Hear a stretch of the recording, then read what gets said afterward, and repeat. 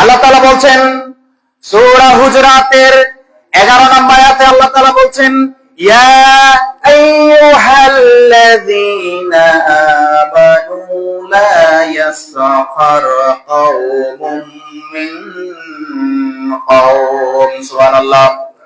আমার আল্লাহ বলছেন ঈমানদারদেরকে উদ্দেশ্য করে, হে ঈমানদারগণ, হে বিশ্বাসীগণ, কোন সম্প্রদায় যেন অপর কোন সম্প্রদায়কে তারা যেন বিদ্রুপ না করে, তারা যেন উপহাস না করে, তারা একে অপরকে যেন মন্দ নামে না ডাকে, গালিগালাজ যেন না করে, ফাহিশা কথা যেন না বলে। সুবহানাল্লাহ।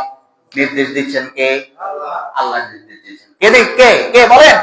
আল্লাহ নির্দেশ দিচ্ছেন। আল্লাহ তাআলা বলছেন, হে ঈমানদাররা, আমি তোমাদেরকে উদ্দেশ্য করে বলে দিচ্ছি, আমার কথা শোনো। কি?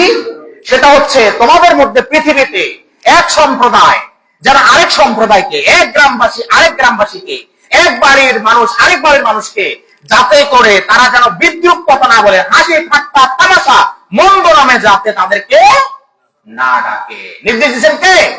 আল্লাহ।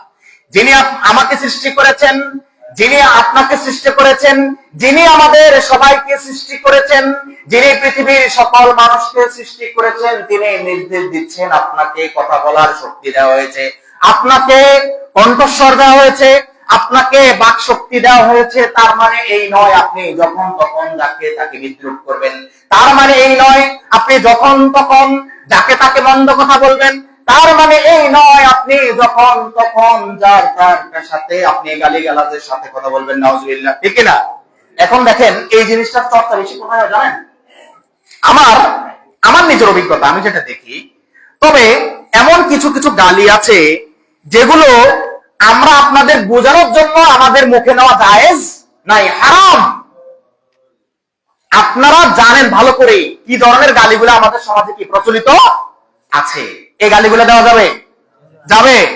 যাবে না। আপনারা দেখবেন, আমার কথা সত্যতা যাচাই করবেন, দেখবেন খামোখা এক জায়গায় বসে আছে, ধরুন চা দোকানে বসে আছে, একজন আরেকজনের সাথে কথা বলে, এই কথার মধ্যেও কোনো ঝগড়া নাই, বিবাদ নাই, কিছু নাই, কিন্তু দুই একটা ফাহিশা কথা গালিগালাজ ঢুকে কিনা? প্রিয় ভাইরা, এগুলা একদম কোন ইনিয়ে বিনিয়ে কোনো ফাঁকফোকর নাই, সোজা কথা। এগুলা হারাম। এগুলা কি? হারাম। এগুলা একদম হারাম।